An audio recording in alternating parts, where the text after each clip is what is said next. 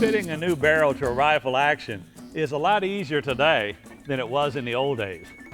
Back then, we started with a straight barrel blank.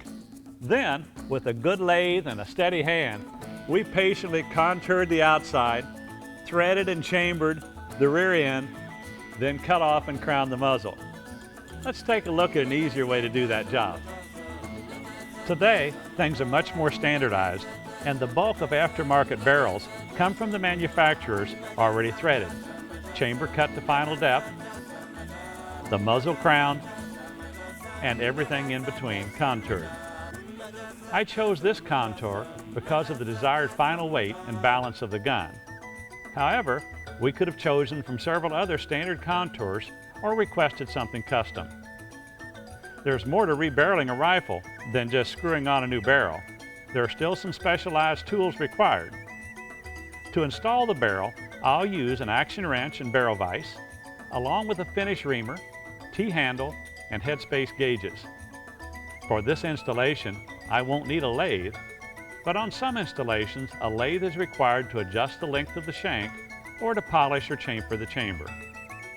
I'll start the installation by measuring the barrel shank length, then comparing it to the factory barrel so that I'm confident it's of the correct dimensions.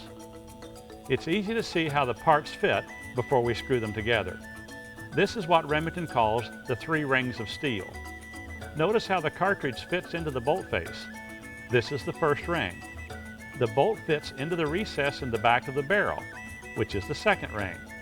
The receiver holds the barrel and creates the third ring. Here is the factory recoil lug. We're using a replacement that's precision ground and tapered for easy removal from the stock. Both are the same thickness, which measures 186 thousandths.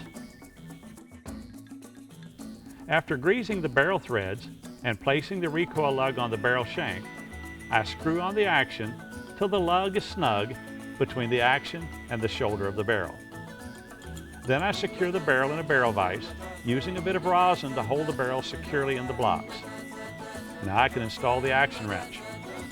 This cutout on the front of the wrench ensures the recoil lug remains properly aligned. A brass shim protects the receiver as we tighten everything together. The wrench is used to turn the action an additional 1/8 of an inch to get everything tight. I'll check to make sure the bolt closes. This will verify the bolt nose recess at the rear of the barrel was cut to proper depth. Since we'll need to remove the barrel later for bluing, I'm adding witness marks to ensure it gets put back together exactly the same. Before we can finish chamber the barrel, the ejector must be removed from the bolt. This was done during disassembly.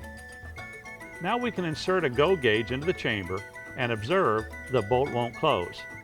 This is because the chamber has been left about 50 thousandths short of final depth. I'll finish cutting the chamber by hand with the reamer inserted into the T-handle. With the barrel to action secured vertically, I add generous quantities of cutting oil to the reamer, insert it into the chamber from the top, and begin cutting by turning the reamer clockwise. It's absolutely necessary that one goes slow during this process, removing the reamer frequently, cleaning the reamer and the chamber, and checking progress. I continue reaming and checking until the bolt will just close on the go gauge. A quick check with the no-go gauge ensures headspace is not excessive. The bolt should not close on this gauge. All that's left is to test fire the barrel to action with factory ammunition and mark the caliber.